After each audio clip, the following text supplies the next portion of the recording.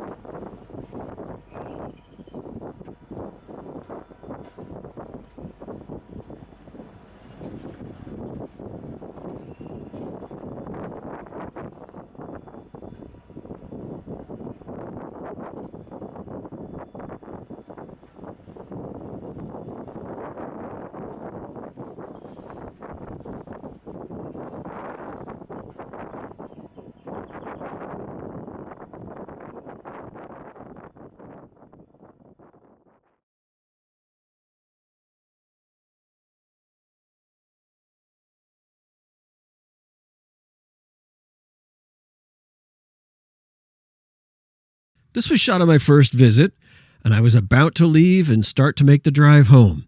And Bob came up to me and he said, you might want to wait 20 minutes. Well, he was right. He knew what was coming. Whew.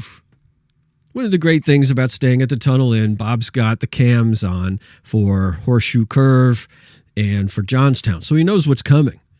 And he lets you know, and he gets excited, probably as excited or more than what I do. And so it's just fun.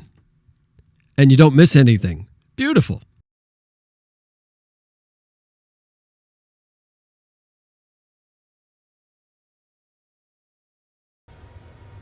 The Amtrak Pennsylvanian, a daily train in each direction, eastbound and westbound. This is the westbound train number 43.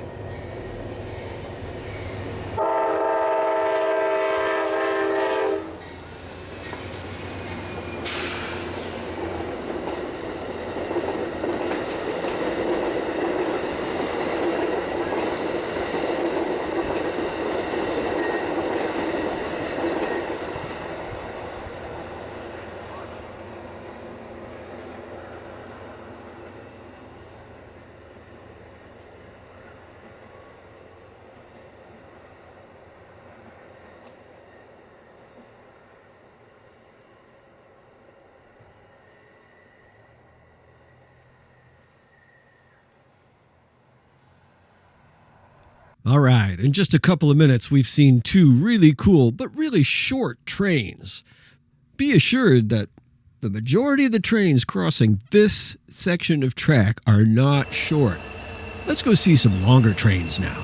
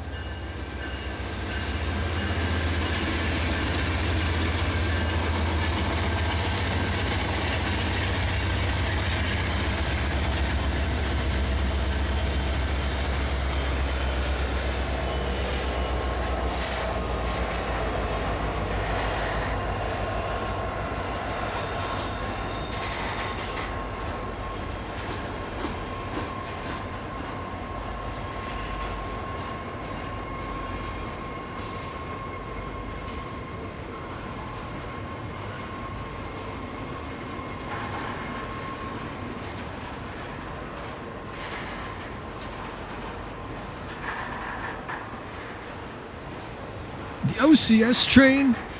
Well, that's something you don't see every day. An intermodal train, yes, you do see every day. Not every hour, but they are pretty regular.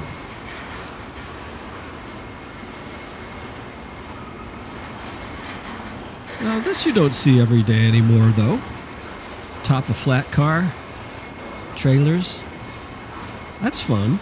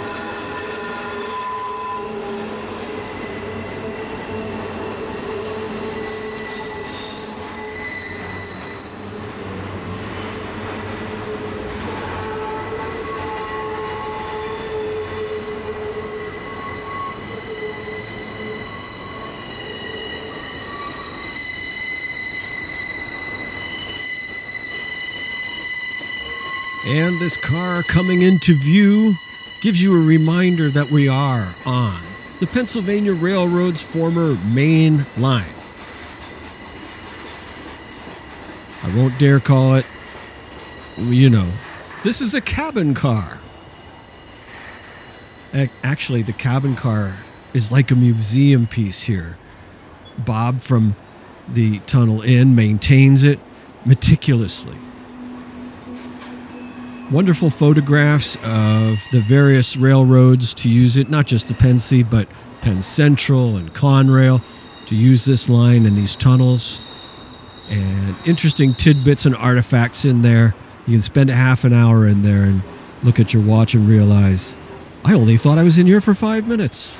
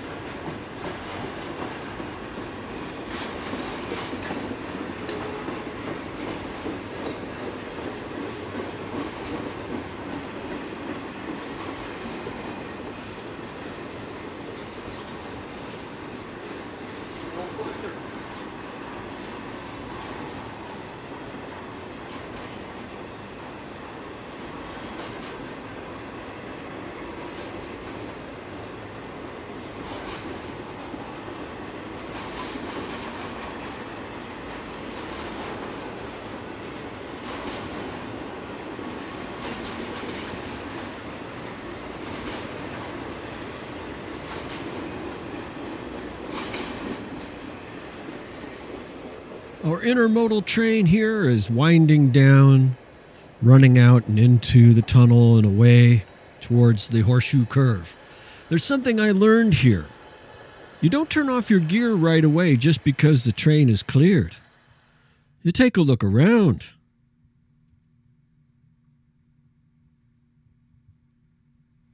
When we say that the trains just keep coming here sometimes, this is what we mean. They just keep coming.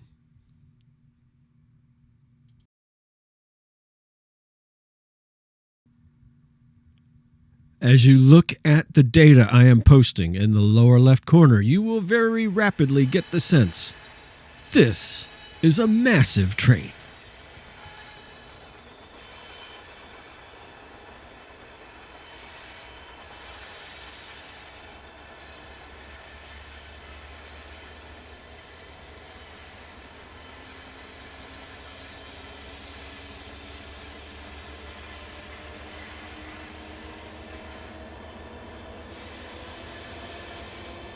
It's really fun for me to come and watch some mountain railroading because I'm a flatlander. I live in central Indiana where the terrain is rather like the kitchen table, flat. Not so here. Oh, does this train seem like it's moving slowly? Yeah, it's working its tail off. All that power. 6 locomotives distributed across the whole length and breadth of the train. And this is how fast they can go. This is tonnage. And this is mountain railroading.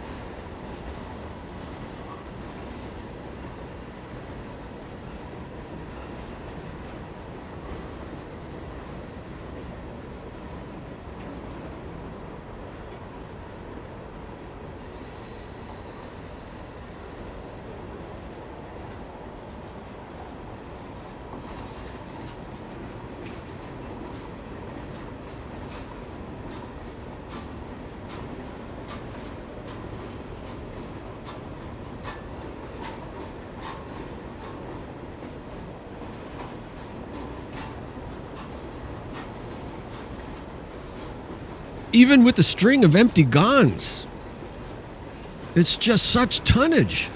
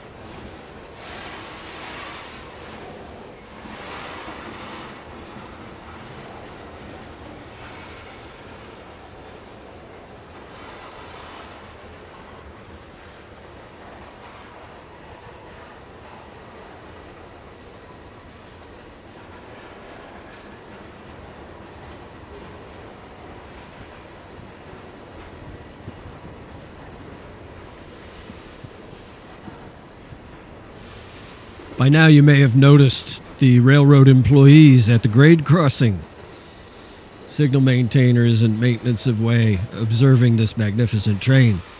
Well, certainly I would too if I had to stop. And why not? Have a look at this thing. This is the kind of mixed freight that we all hope to see when we're out at the trackside. Every kind of car you can think of.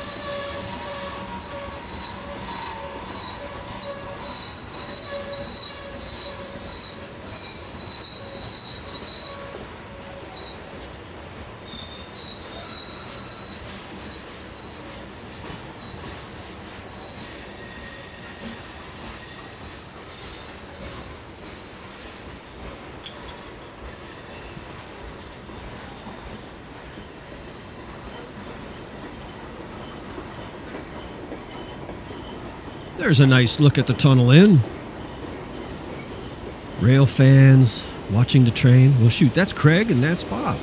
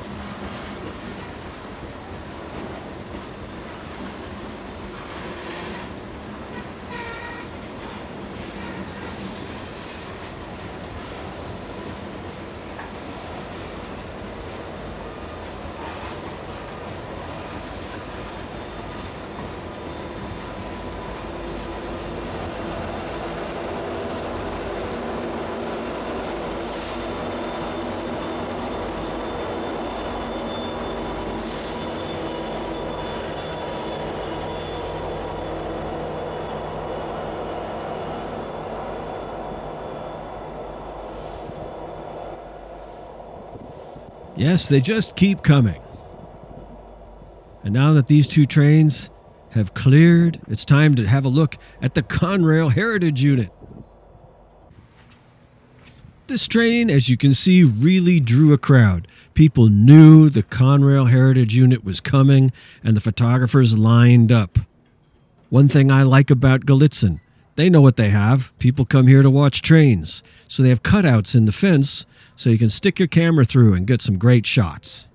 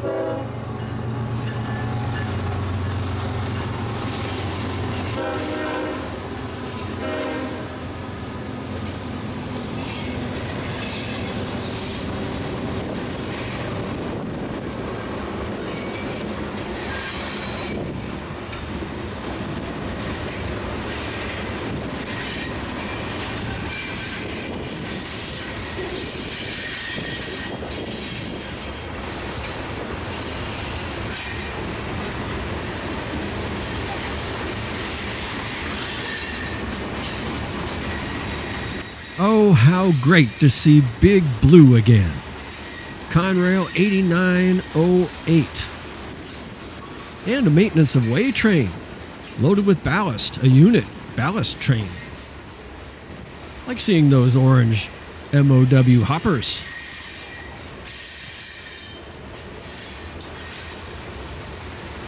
If I'm not mistaken, that might be some brake shoe dust up ahead.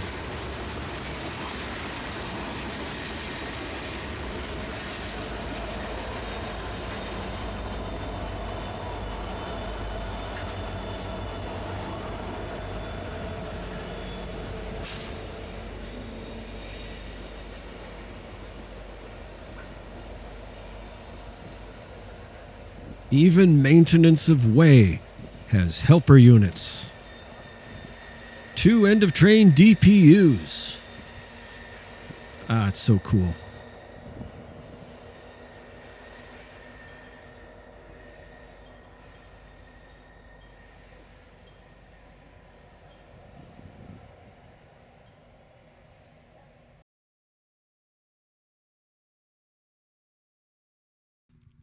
Well, you know, we've seen another heritage unit, and you know what that means. It means we bring out a bituminous coal checklist. Norfolk Southern checklist number 5. And we already have some entries in it. We've already seen the nickel plate in Vermilion, Ohio, and that nearly month-long residence of the Pennsylvania, Norfolk Southern 8102. And now we get to put a lump of coal on the Conrail heritage unit, NS 8098. What a thing of beauty, Big Blue. We saw so much of it back in the day and we took it for granted. We just didn't know what we have. Well, the same might be true right now with the possible merger. But we won't talk about that. We won't dwell on that. Let us go to another train. Let's see another unusual unit train. Let's see the trash train. Oh, and it is, oh boy, is it trashy. Oh.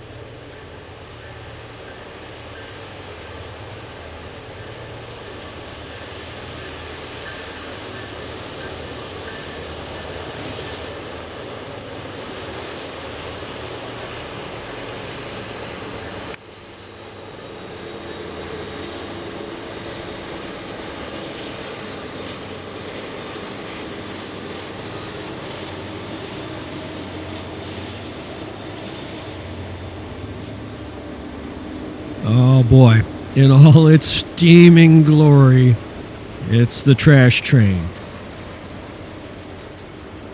It's just crammed full with who knows what, and I don't want to know what.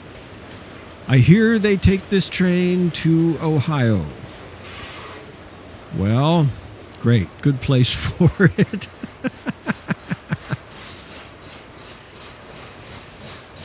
Trying to find our bearings here. You look down on these, you can see how crammed full they are. They're bursting at the seams. Well, that's typical Ohio taking New Jersey's trash. Of course, I'm making that up. I don't know where it's going, and I don't know whose trash it is. It's a good story, though. It amuses me, so it'll do. You know what was not amusing? It really did stink. It is unbelievable. You know, when we heard the trash train was coming, it's like, oh yeah, ha ha ha, the trash train. You think maybe recyclables. No.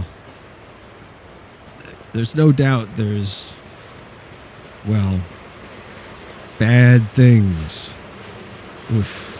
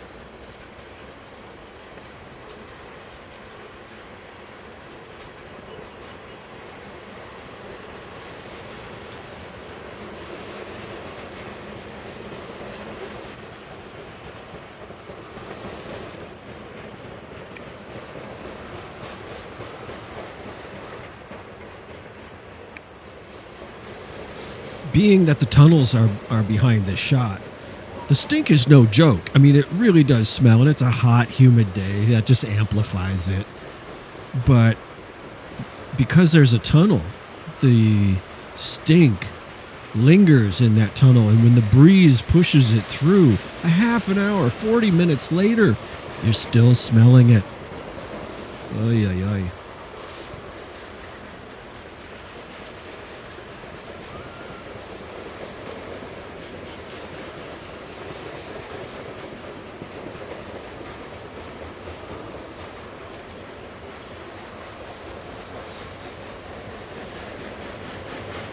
To the railroad, it's just another bulk commodity. For the rail fans, it's amusing, and, hey, they even put end-of-train DPU helpers on here. Everybody wins. Big fun.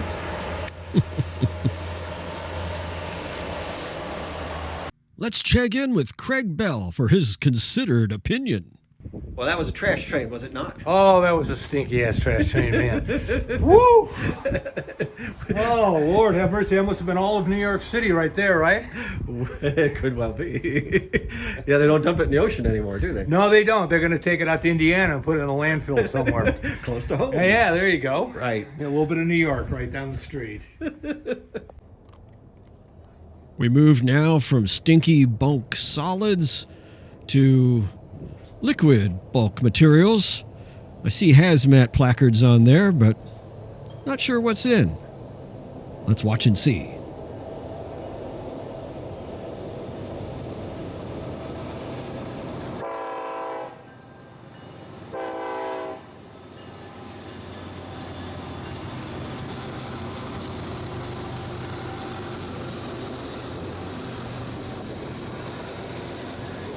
And there we had another special unit, moving the weight of the world.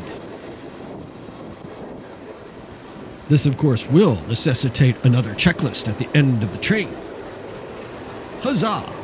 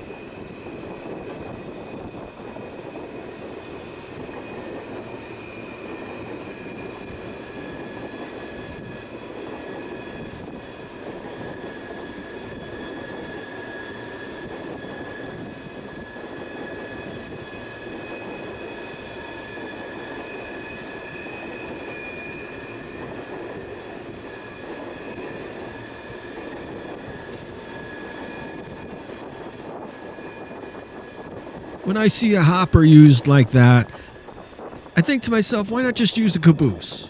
I'm sorry, cabin car. Why not just use a cabin car? Well, what we will use is our checklist. We'd used checklist number 5 earlier to fill in a checklist that's starting to get some action and fill up a bit. This one, checklist number 4, ho, ho, ho. This is the first one. We get to put a lump of coal for NS 4822, moving the weight of the world. Here it is, dropping the first lump of coal on checklist number 4. Oh, we're starting to get somewhere with this. And now let's look at this presentation's final train. If there's anything that says mountain railroading to me, it's a loaded unit coal train.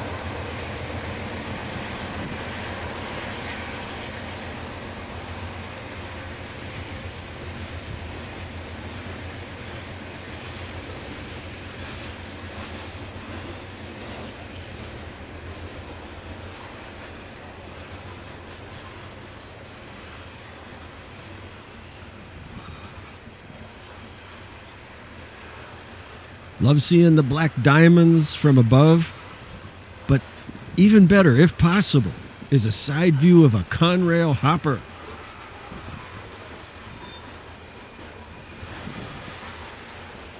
Oh, I love that. I know that they don't last forever and someday they will reach end of service, but for now, I sure enjoy seeing those.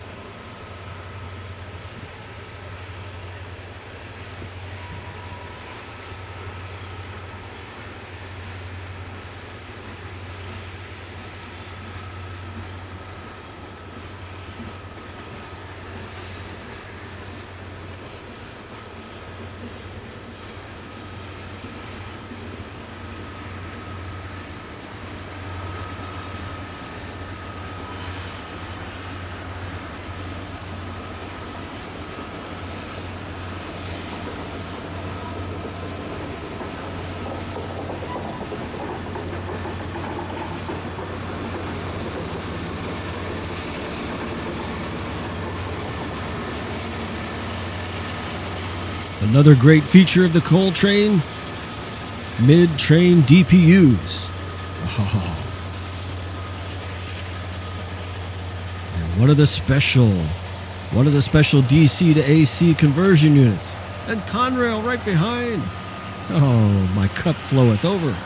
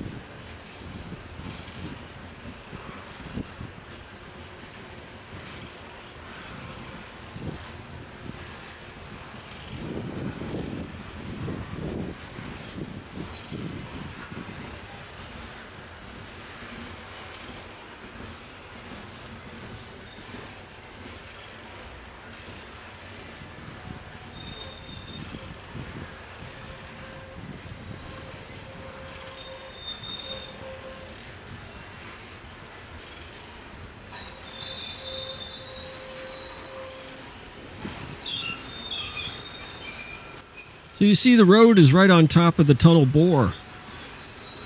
That's Convent Street. Just think, if you're driving on Convent Street or further up ahead on Church, you may have a train running under you as you drive. I never experienced that, although I did drive up and down that street a couple of times.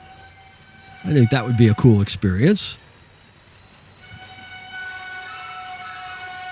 Of course, there are homes there too. Now, some people would be annoyed. They would feel the rumble or hear the train. You know, I'd pay extra for that. Well, that's just how I am. You can see the tunnel in red brick down below to the right of the track. I'll pay extra to stay there too. Hopefully, when Big Boy comes around. Oh.